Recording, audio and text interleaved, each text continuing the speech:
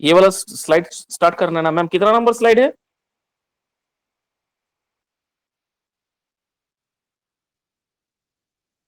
5 number ना, ठीक।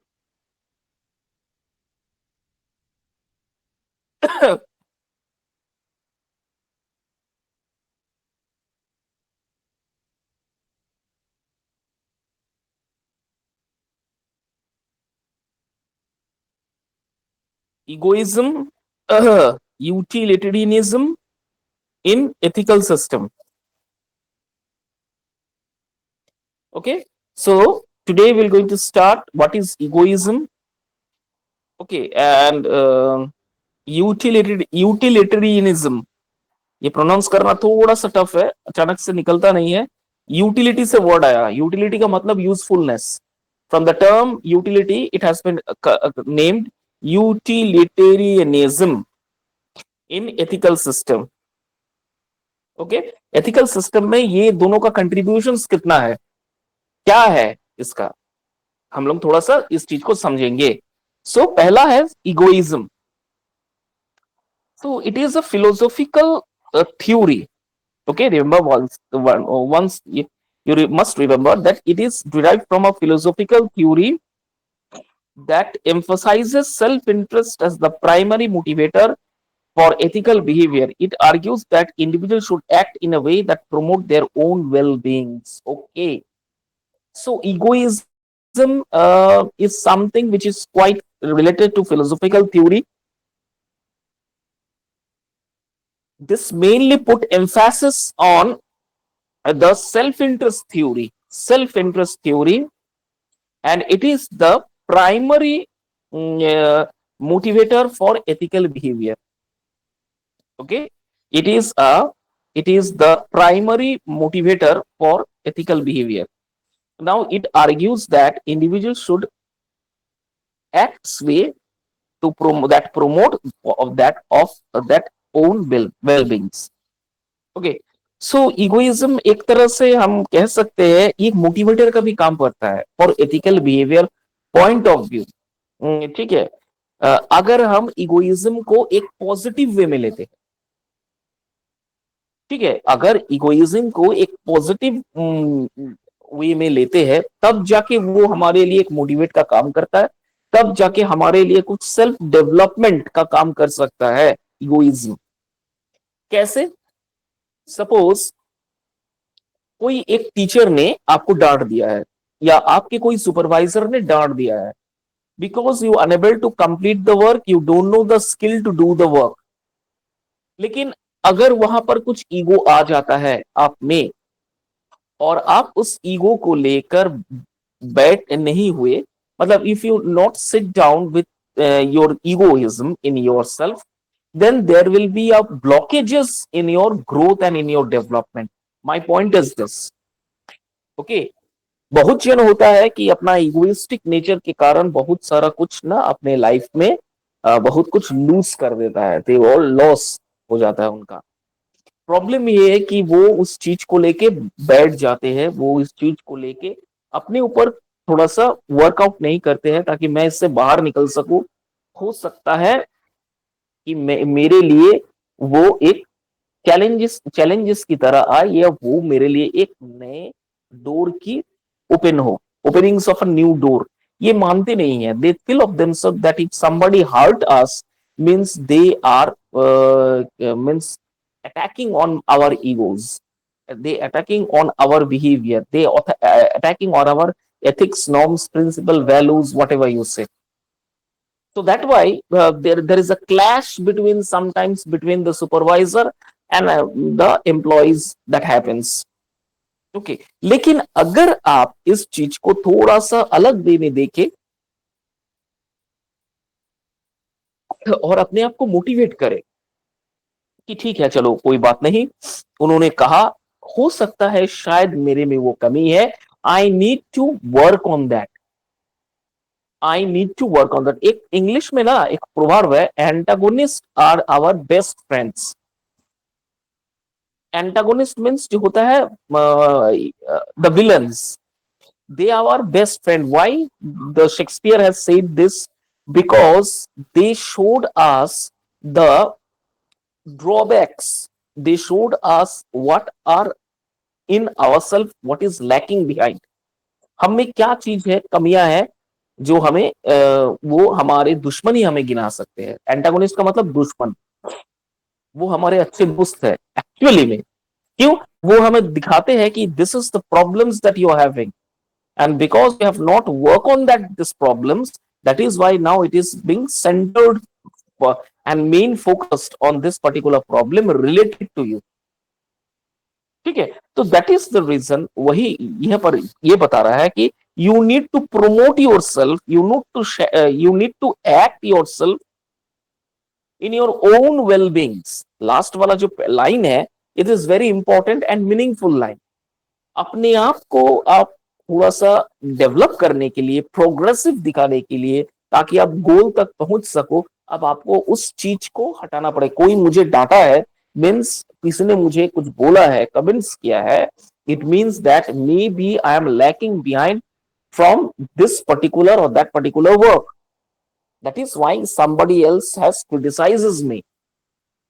Now I will going, what is my responsibility and duty right now? I will going to keep aside all the egoistic problems or comments that has been coming from some of my colleagues, and I need to work on something else. I need to work on my skill more and more, more and more. I should sharpen my skill more and more, so that from next onward, whenever they see us, they feel jealous of us। जैसे मैंने कहा था, जो भी मैं कहता हूं, कुछ भी इसको बताता हूं, वो उसमें काम करके वो एक्टिव हो जाता है, स्किल ओरिएंटेड हो जाता है।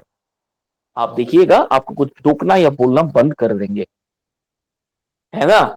जो भी टोकने के लिए आपको जाते हैं, आप उस पे जब काम करते हो, दूसरा वाला ऑटोमेटिक आपसे इतना जेलस हो जाता है कि आपको टोकना ही बंद कर देता है। They keep their mouth shut, as because कुछ भी इसको नेगेटिव मैं बोलूंगा, if I go on speaking something negative against this particular employee, he will going to work on that and he will going to make a lot of changes in himself। इसलिए मेरे लिए बोलना एकदम चुप है, आपके बुराई कभी कहीं पर नहीं करेंगे। This is only the medicine to shut the mouth of those criticisers, यही एक तरीका है। और इगोइस्टिक इसलिए अच्छा है अगर आप उसे गुड प्रोसेस या गुड वे में लेते हो, अगर आप उसे सही ढंग से लेते हो। ठीक है, चलिए अब आ जाते हैं utilitarianism। Utilitarianism, what is this utilitarianism means? So it is a consequentialist or ethical theory that focuses on the consequences of action। It emphasizes maximizing the happiness and minimizing suffering for the greatest number of people। Okay, for the greatest number of people। So utilitarianism is, on the other hand, is a consequentialist ethical theory। ये एक ethical theory है जो focus करता है कुछ consequences of action। Okay, it it emphasizes maximum happiness, it emphasizes maximizing happiness and minimizing suffering from the greatest number of people। Okay, ये एक theory है। ये जो भी मैंने आपको अभी बताया है, egoistics and egoism, sorry not egoistic, egoism और यूटिलिटेरियनिज्म जो भी मैं पढ़ाने जा रहा हूं, ये सब थ्योरीज है। This all are the theories. Okay, now ये थ्योरीज क्या करता है, यूटिलिटेरिज्म ये जो थ्योरी है, ये क्या करता है, ये बेसिकली फोकस करता है उन एक्शनों पे जिनका कुछ ना कुछ आपके जीवन में रिएक्शंस होने वाला है, और उस रिएक्शंस में आप किस तरह से रिएक्ट करते हो, this is called utilitarianism. Now this emphasises maximum happiness and minimising suffering from the greatest number of people. और इसका एक बेनिफिट क्या है, आपको इसमें मैक्सिमम जो है आपको गेन होने वाला है, मैक्सिमम आपको बेनिफिट होने वाला है। और जितने मिनिमम आपका लॉस है वो कम से कम होने वाला है। क्यों? यूटिलिटेरिज्म का एक मतलब होता है यूजफुलनेस। अगर आप हर जगह हर किसी के कोई भी काम में कुछ यूजफुलनेस होते हो, आपका कुछ कंट्रीब्यूशंस अगर ऑर्गेनाइजेशंस में रहता है, तो आपको ऑर्गेनाइजेशन कभी नहीं निकालेगा।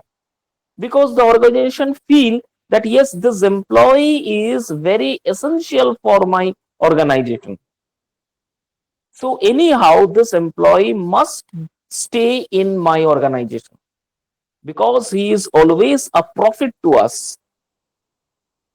and that is why anyhow the employee will going to retain in the organization।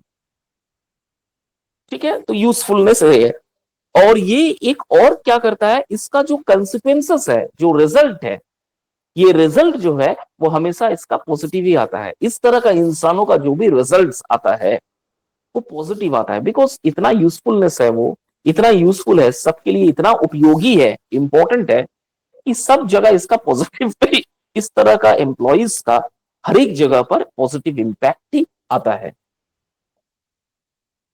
Okay, and suffering from the great number of people and minimising suffering from the greatest number of people. और क्या है, इस तरह का इंसानों का जो दुश्मन होता है बहुत कम होता है।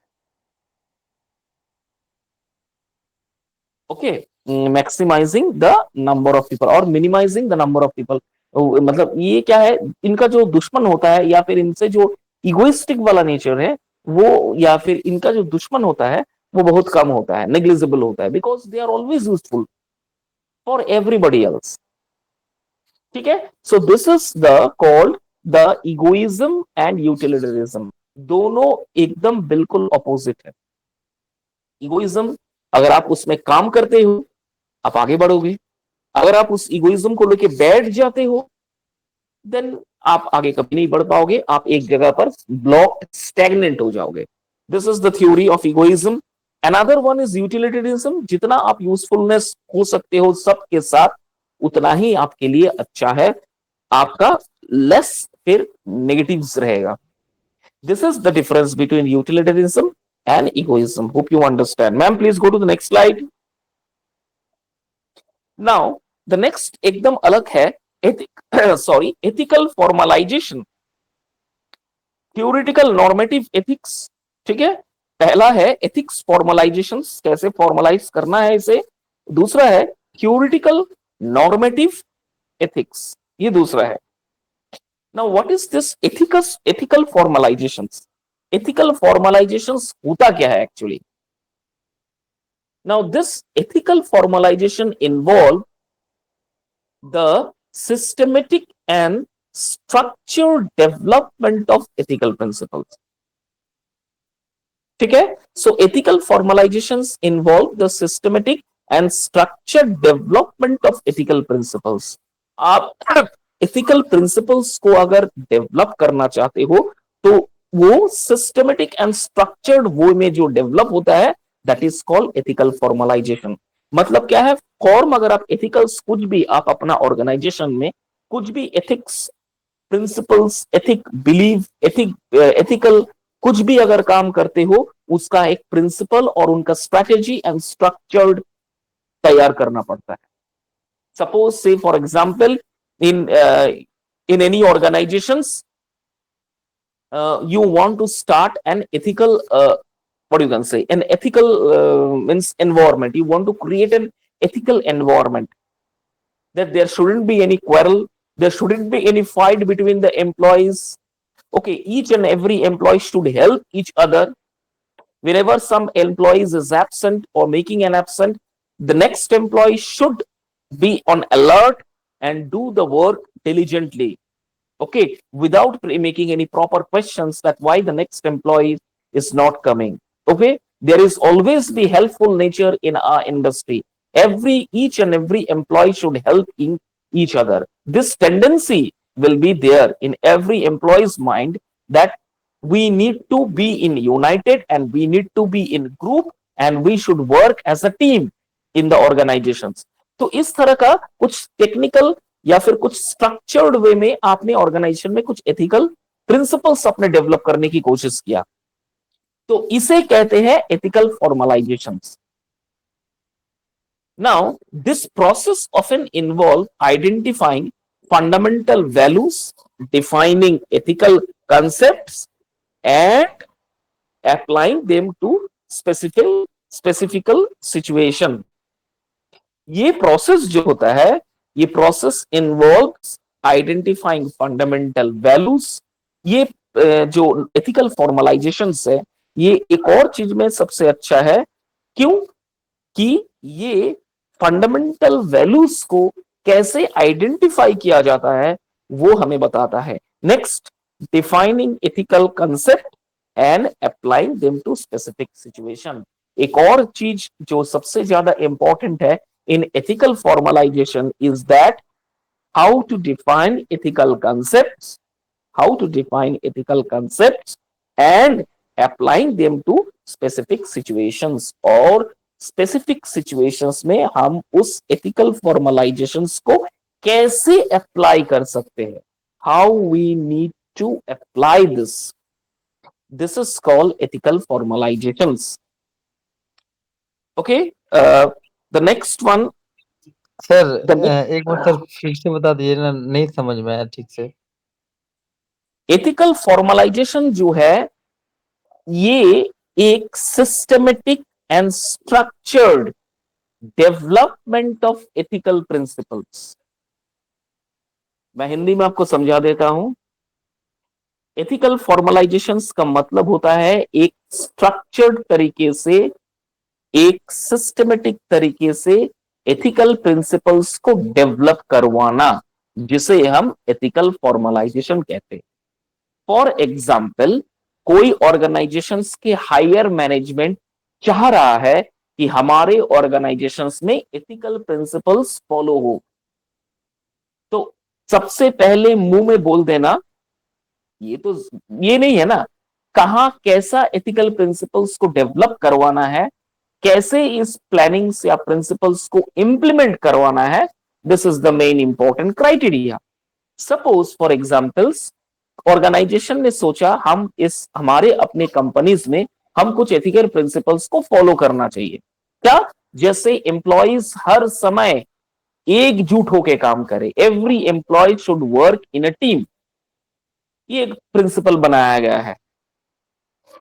जितने भी एम्प्लॉयज यहां पर काम कर रहा है, वो बाहर क्या कर रहा है that I don't know, but लेकिन जैसा ही कैंपस में एंटर होता है, एरियाज में एंटर होता है, वो अपना जो काम वेरी डिलीजेंटली और यूनाइटेड वे में वो काम करना चाहिए। दूसरा, तीसरा, अगर कोई एम्प्लॉय किसी वजह से एब्सेंट रहता है, तो उसकी जगह दूसरा एम्प्लॉय एम्प्लॉयज वहां पर तैनात रहेगा, वो काम करके देगा। ये पहले नहीं था। These principles, ethical principles are not there in previously।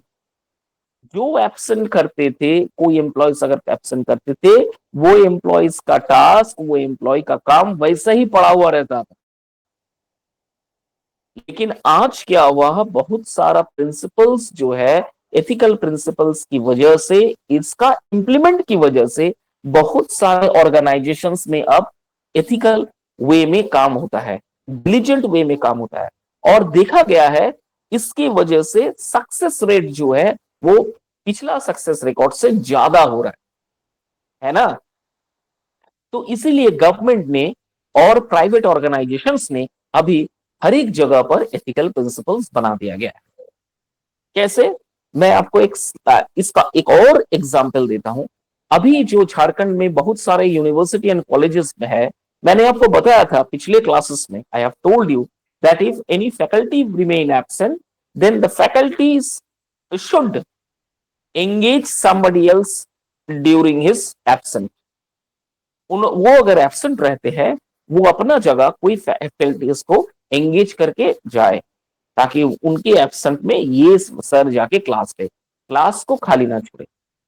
अगर फर्ज करो ऐसा होता है, एम्प्लॉयज ने, वो फैकल्टी जो है वो एक जगह एक दिन आने से, मतलब एक दिन की वजह से 3 दिन और नहीं आया, तो अब क्या होगा?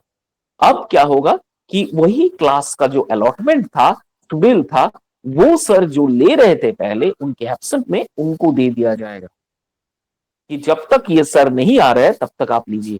लेकिन पहले ऐसा नहीं था। क्यों? पहले कोई ऐसा एथिकल प्रिंसिपल्स बनाया नहीं गया था। अगर कोई फैकल्टी एब्सेंट रहता है मीन्स वो क्लास पूरा वैसा ही रहेगा। चिल्ला रहा है, बेंच तोड़ रहा है, मारपीट कर रहा है, बाहर निकल जा रहा है, what ever the nonsense the students can do, they are doing inside the classes. Nobody is there to take the control of that class because everybody know आज इस क्लास का सर एब्सेंट है और वैसे ही जा रहा है। लेकिन अभी जो है एजुकेशन पॉलिसीज में ये सब बहुत नियम आ गया है। फैकल्टीज का नया नियम अकॉर्डिंग टू यूजीसी, फैकल्टीज का क्या क्राइटेरियाज है, ईच एंड एवरीथिंग। और धीरे धीरे हर एक यूनिवर्सिटी अब इस चीज को फॉलो कर रहा है। तो ये एक एथिकल प्रिंसिपल्स है जिसे हम फॉलो करते हैं। तो ये एक स्ट्रक्चर्ड वे में बनाया जाता है। ऐसा नहीं कि मुंह में बोल दिया और बन गया। ये बहुत स्ट्रक्चर्ड वे में वेल प्लान्ड तरीके से बनाया जाता है। इस बनाने की तरीके को हम एथिकल फॉर्मलाइजेशन कहते हैं। अब समझ में आया? Yes sir. Okay. Now, these process often involve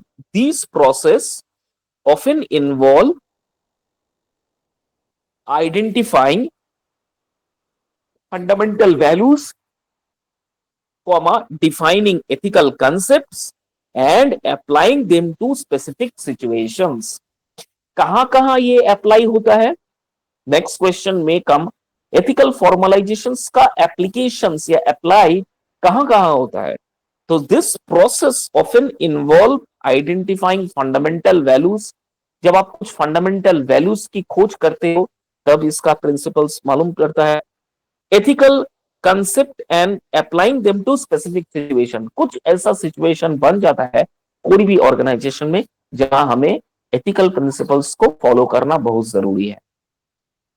अभी रिसेंटली कल yesterday I got an information and news and also on the over the newspaper I have read it and I was very surprised to know that कि अभी China ने कुछ अपना steels में कुछ ऐसा केमिकल मिला के बना रहा है जिसका उस स्टील का जो खर्चा है, मेकिंग प्रोसेस है, वो बहुत कम में आ रहा है और वो बाहर से बहुत एक्सपोर्ट हो रहा है, जिसकी वजह से इसका इंपैक्ट टाटा स्टील प्लांट के ऊपर बहुत जबरदस्त तरीके से गिरा है।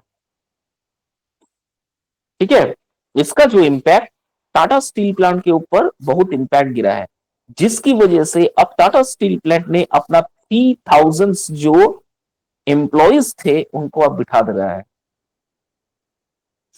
ठीक है, अभी बिठा दे रहा है और अभी 8500 एम्प्लॉयज से ही वो स्टील इंडस्ट्री चलाएंगे। क्यों ये हुआ है? रिसेंटली चाइना ने इस चीज को किया है।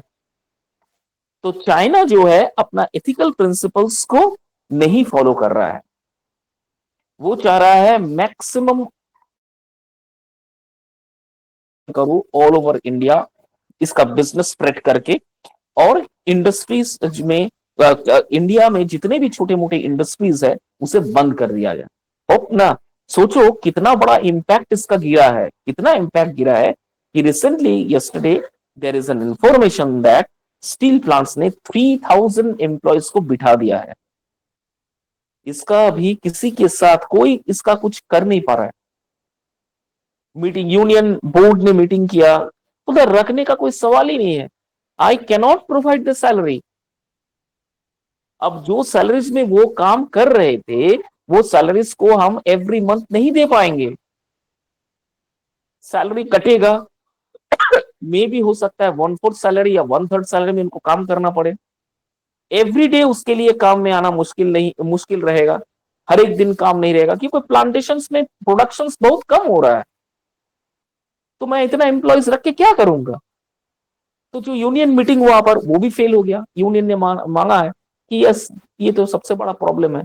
अब यूनियन भी हाथ खड़े कर दिया है। कल तक था कि यूनियन के ऊपर कुछ भरोसा, अगर 3000 एम्प्लॉयज को दोबारा वो काम पे रखे, लेकिन नहीं हो पाया, अल्टीमेटली फेल्ड हो गया।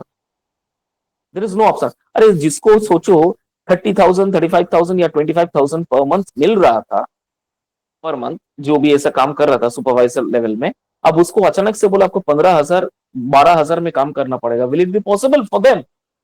How can they survive in today's world? No, it's not possible. तो बोला तब तो मेरे लिए कोई ये नहीं, आप दूसरा काम देखिए। 3,000 एम्प्लॉयज को बैन कर, मतलब वो बिठा दिया गया। ये हुआ है, ये प्रॉब्लम हो रहा है। ठीक है, तो क्यों हुआ है, सिचुएशन क्यों ऐसा हुआ है?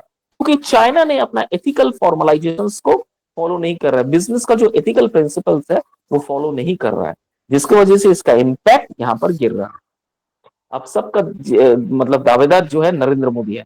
अगर नरेंद्र मोदी जी इसका एक्सपोर्ट में रोक दे कि हम चाइना से कोई भी एक्सपोर्ट नहीं करेंगे, तब ये लोगों का पेट बच सकता है, अदरवाइज दिक्कत बहुत है, बहुत दिक्कत है चाइना से आने तो वाले। एक्सपोर्ट रुका हुआ था ना, बहुत चीज अब तो ऑलमोस्ट रुका ही हुआ था, हाँ, बहुत फिफ्टी चीज सिक्सटी रुका, परसेंट बहुत चीज रुका हुआ था। किस में रुका हुआ था? एलईडी बल्ब्स, इलेक्ट्रिक ये था। लाइट्स, ये सब में रुका हुआ था। तो अब पूरा तो रुका नहीं था ना, बिजनेस तो चाइना से भी कर रहा है ना, या हम्म। स्टील्स वगैरह जो है वहां यहाँ से आता है।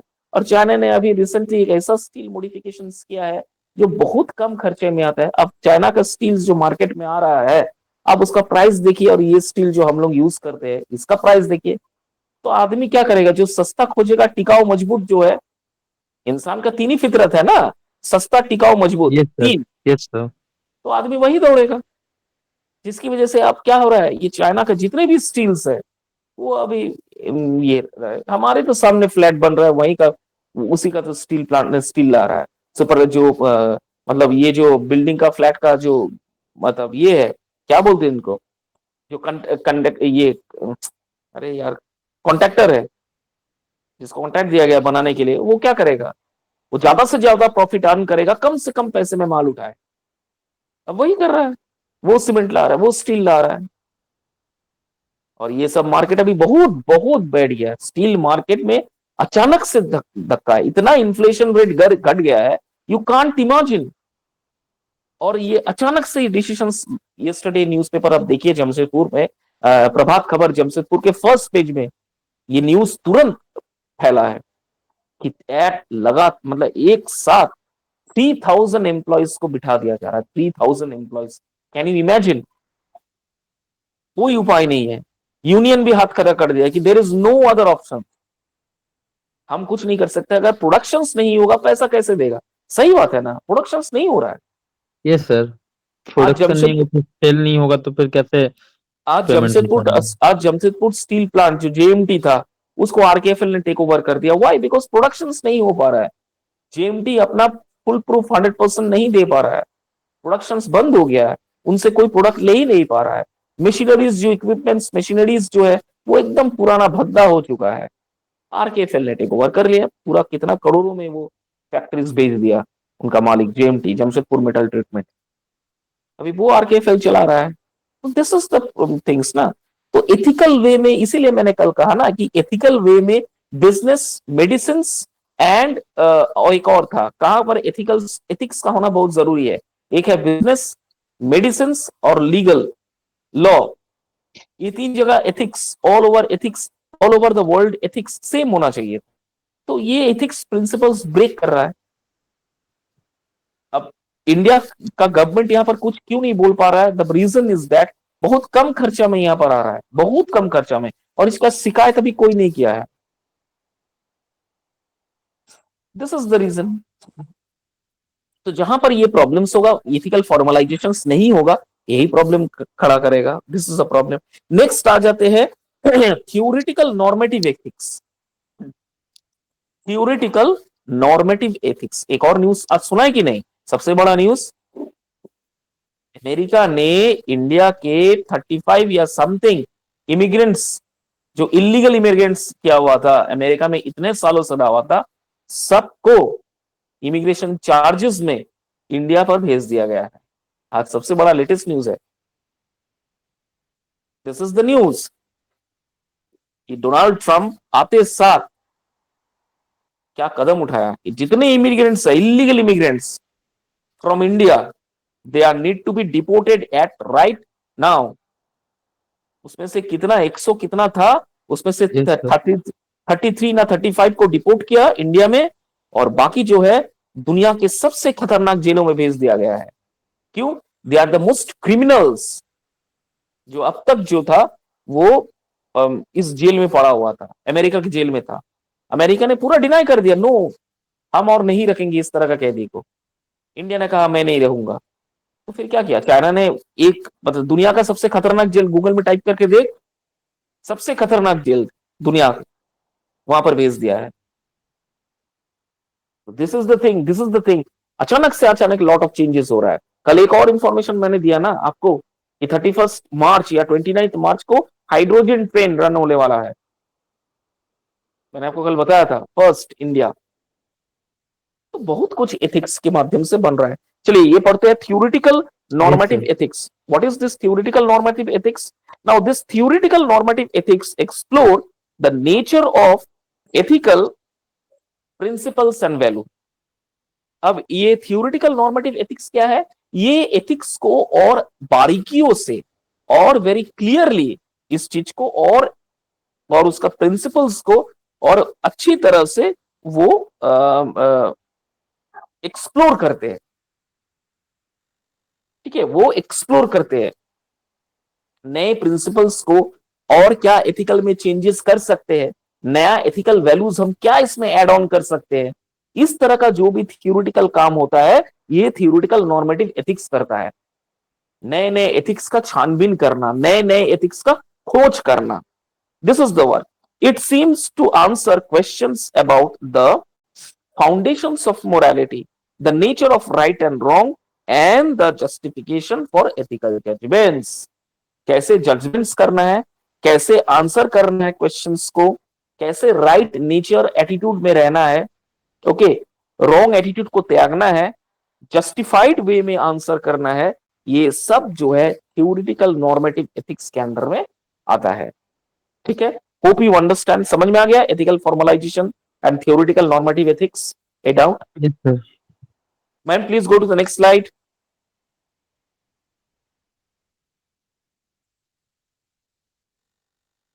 Hello ma'am, are you there? Thank you. हाँ, describe business and society, social orientation of business. Okay, orientation of business study कैसा होना चाहिए ये एक अलग है। अब तक हम एथिक्स के ऊपर पढ़ रहे थे ना, अब थोड़ा सा यहाँ पर टॉपिक चेंज हो गया है। इसको यूनिट 4 करना चाहिए था, लेकिन यूनिट 2 में इस चीज को ऐड कर दिया। ये बिजनेस सोसाइटीज ओरिएंटेशन। ठीक है, सो बिजनेस स्टडीज क्या है, सोसाइटी में बिजनेस का प्रभाव क्या पड़ता है, और social orientation of business, different orientation में सोसाइटीज में बिजनेस का कितना प्रभाव पड़ता है। हम ये सब चीजें यहां पर पढ़ेंगे। बिजनेस, सबसे पहले बिजनेस एंड सोसाइटी क्या है, what is business and what is society. दोनों एक दूसरे के मतलब परिपूरक है। those means without missing, if somebody else is missing from this society, then it will not be completed, the circle is not going to complete it. If the society is missing from the business, then also the circle will not going to complete। मतलब एक circle को अगर पूरा circle बनाना है, business and societies दोनों को एक साथ आना पड़ेगा। तो क्या है, business operate with a complex social environment, interacting with a wide range of stakeholders, including customers, employees, investors, and the community। मैं फिर से इस चीज को पढ़ता हूं। Business operate with a complex social environment. Business जो ऑपरेट होता है वो सोशल एनवायरमेंट को ध्यान में रख के बनाया जाता है।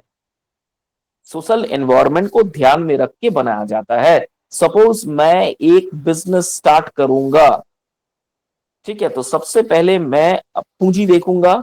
कोई अगर दुकान लेना है तो दुकान लूंगा, अगर दुकान मुझे बनाना है तो मैं उस जगह बनाऊंगा जहां पर शहरों के लोगों का आवागमन ज्यादा हो, आने जाने का जो ये मार्क है वो सबसे ज्यादा हो, रोड अच्छी मिले मुझे, ताकि किसी पब्लिक को वो दिक्कत ना आए कि हमारे दुकान पहुंचने में।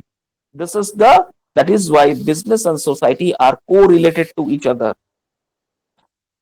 Okay, now another important part, business में सबसे बड़ा स्टेक होल्डर जो है वो कस्टमर है।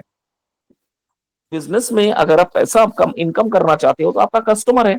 जितना आपके पास कस्टमर है उतना ही आपका बिजनेस ग्रो करेगा। ठीक है, अब आ जाते हैं सोशल ओरिएंटेशन ऑफ बिजनेस। अब सोशल ओरिएंटेशन ऑफ बिजनेस का सोशल ओरिएंटेशन क्या है? द सोशल ओरिएंटेशन का मतलब चेंजेस। ओके, ओरिएंटेशन का एक और मतलब होता है changes, social changes of business. ठीक है, now the social orientation of business refers to its commitment to considering the social and ethical impacts of its decisions and actions.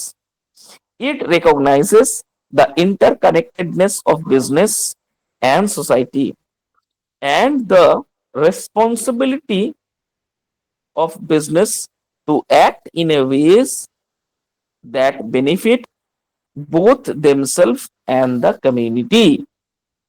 क्या बता रहा है?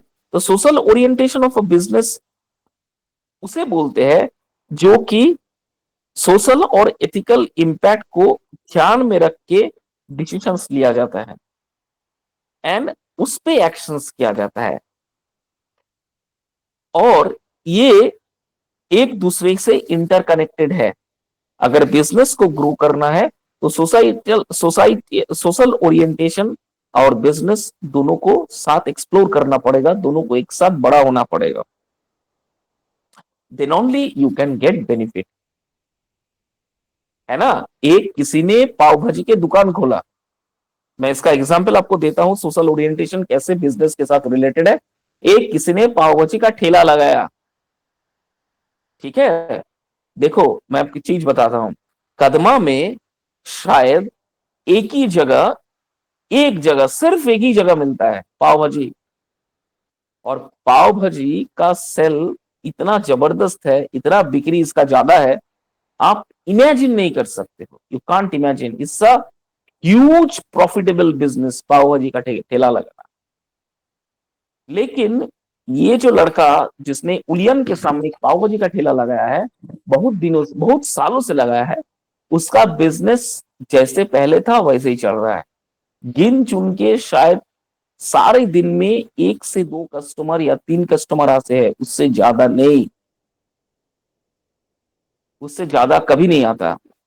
कभी कभी बेचारा फ्रस्ट्रेटेड होके जगह चेंज कर लिया, दुकान में नए नए एडॉन्स किए हैं, मोमोज रखा है, बर्गर रखा हुआ है, सैंडविच बना रहा है, but still customers are not going getting attracted.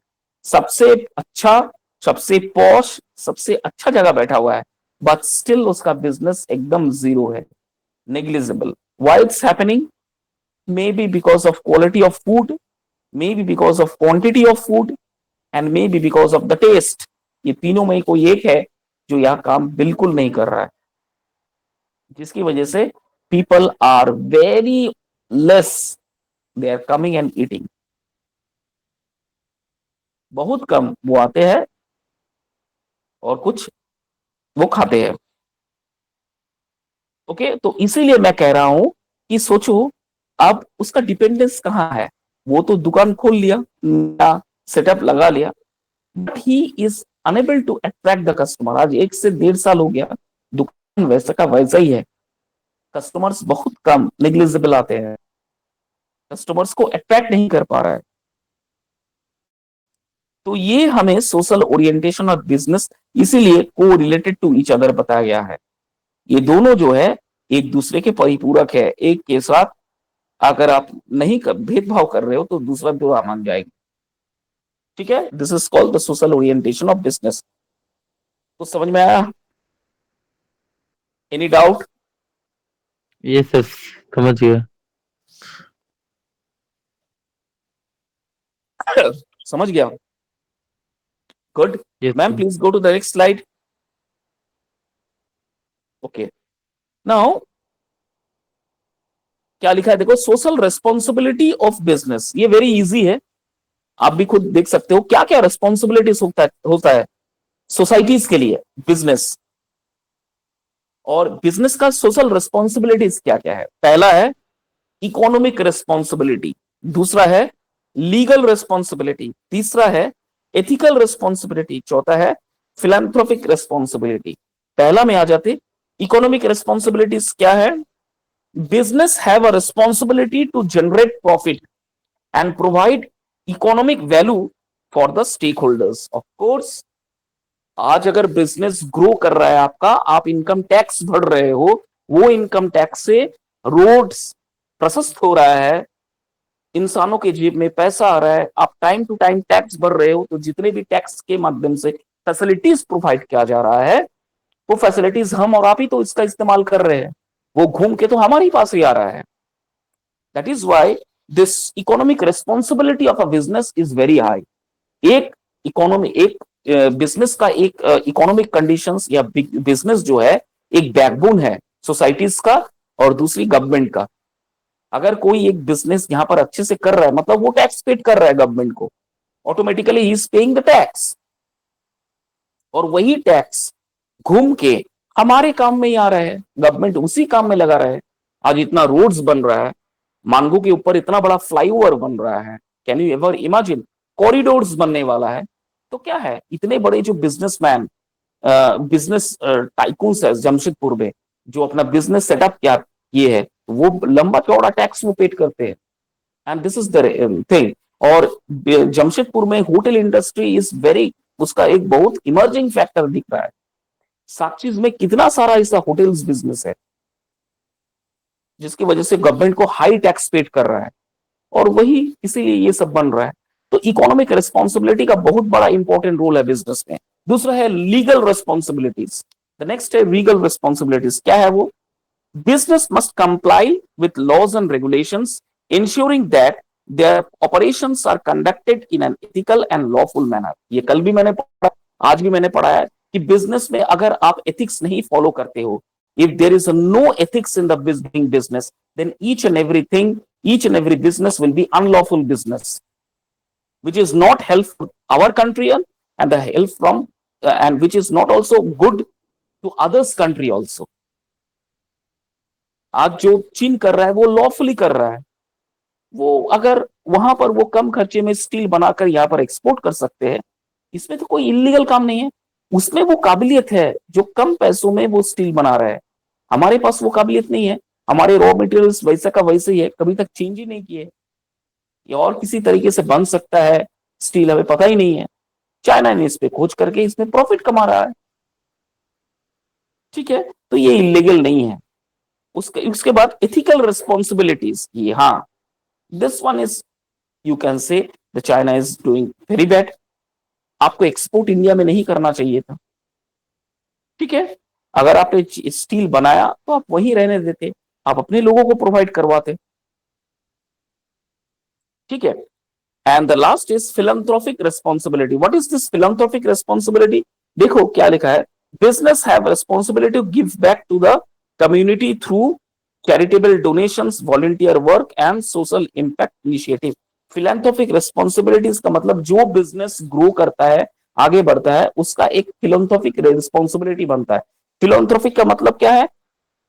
मतलब आप में इंसानियत का कितना प्रभाव है, जैसे डोनेट करना, ब्लड डोनेशन के लिए चंदा देना, चैरिटेबल ट्रस्ट के लिए कुछ चंदा देना, वॉलंटियर वर्क के लिए कुछ चंदा देना, सोशल इंपैक्ट इनिशिएटिव के लिए कुछ चंदा देना, ठीक है, ये है philanthropic responsibilities. So these are the social responsibilities of a business. Business का ये ये चार जो स्तंभ है, this four are the important pillars of setting of a business.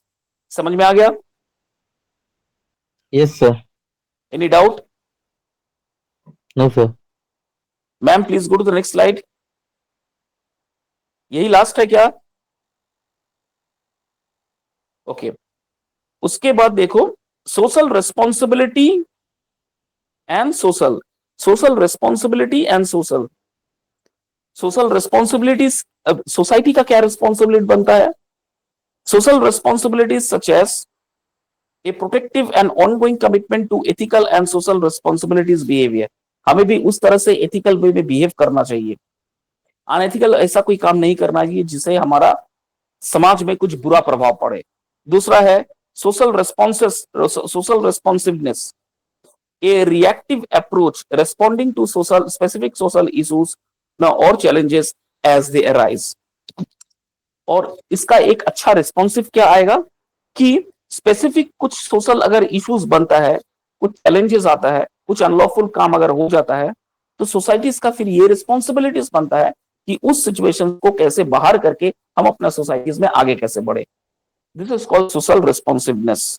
Okay, और यही सिर्फ दो रिस्पॉन्सिबिलिटीज है सोसाइटीज में, एक है responsibility for a social and social responsiveness, these are the two. Ma'am please go to the last slide. यही last है ना? हाँ, thank you. Social responsibility of any organisation, एक ऑर्गेनाइजेशन की क्या क्या सोशल रिस्पॉन्सिबिलिटी हो सकता है। अगर आप कोई बिजनेस या ऑर्गेनाइजेशन सेट किए हुए सोसाइटीज में, इस शहर में, सपोज फॉर एग्जांपल कदमा में आपने कोई ऑर्गेनाइजेशन सेट किए हो, आपने कोई बिजनेस डाला है, आपने कोई फैक्ट्रीज डाला है, तो आपका फैक्ट्रीज डालने के अलावा और क्या क्या रिस्पॉन्सिबिलिटीज टुवर्ड्स द सोसाइटी बनना चाहिए। पहला है ट्रांसपेरेंसी एंड अकाउंटेबिलिटी, दूसरा है एथिकल लीडर्स, तीसरा है एंगेजमेंट ऑफ स्टेक होल्डर्स। ये तीन इंपॉर्टेंट रिस्पॉन्सिबिलिटीज ऑफ ऑर्गेनाइजेशंस को निभाना चाहिए। ट्रांसपेरेंसी एंड अकाउंटेबिलिटी ये क्या है? Organisation should be transparent in their operation and accountable for their action. कोई भी ऑर्गेनाइजेशंस को अपना काम काज, अकाउंट्स, पैसा वगैरह जो भी है, ट्रांसपेरेंसी मेंटेन करना चाहिए, सच्चाई से काम करना चाहिए। दूसरा क्या है? Ethical leaderships. वो क्या है? Leader should promote ethical behaviour and create a cultural integrity. कोई भी ऑर्गेनाइजेशन पे जब काम कर रहा है या यूनियन बन रहा है, उसमें आप देखिए कि उसमें एकता कैसा है, उसका मतलब ट्रूथफुलनेस कितना है, इंटीग्रिटी कितना है, कल्चरल कैसा है, फ्रेंडली कल्चरल है कि नहीं, ठीक है, एनवायरमेंट कैसा है, वो भी देखना चाहिए। तब जाके ना वह सोसाइटीज के लोग जाके काम कर पाएंगे। And the last one is stakeholder engagement. Stakeholder engagement मतलब क्या है? मैंने पहले भी आपका समझाया कि बिजनेस के लिए सबसे मेन स्तंभ क्या है, पिलर्स क्या क्या है, तो वो कस्टमर होता है। कस्टमर्स। तो सबसे पहले कस्टमर को आपको सबसे ज्यादा प्रायोरिटीज देना पड़ेगा। ऐसा कोई सामान आप ना बनाइए जिसे कस्टमर के लिए खराब हो, ऐसा कोई सामान आप ना बेचिए जो कस्टमर के लिए, उसका हेल्थ के लिए, समाज के लिए उसका एक आप जिम्मेदार बने। ऐसा कोई सामान ना बनाइए, ऐसा कोई पैसा आप सोसाइटी से ना ले ताकि वो समाज पर एक बुरा प्रभाव पड़े, या फिर ऐसा कोई सामान ना बेचे आप जिससे सोसाइटी को हार्म या हेल्पफुल, या ऐसा कोई आप एनवायरमेंट क्रिएट ना करें। अपने ऑर्गेनाइजेशन तो आप बना लिए, लेकिन ऐसा कोई एनवायरमेंट आप मत बनाइए जिससे समाज पे एक नेगेटिव प्रभाव आपके रिलेटेड बिजनेस का पड़े। तो these are the social responsibilities of a business. Am I clear? यहां पर हम लोग आज खत्म कर देते हैं। ये यूनिट 2 कंप्लीट हो गया। अगर कल मैम ने क्लास रखा तो कल यूनिट 3 हम पढ़ेंगे। कोई डाउट है तो फिर पूछो। Any doubt you having? No sir. ठीक है, फिर भी हाँ, ये तो रिकॉर्डिंग भी हुआ है, आप सुन लीजिएगा बार बार। अगर आपको लगता है कि ये पॉइंट्स मुझे दोबारा एक्सप्लेन करना है, you are most welcome, I will going to explain. Okay, okay so sir. Thank you, have a nice day. Sir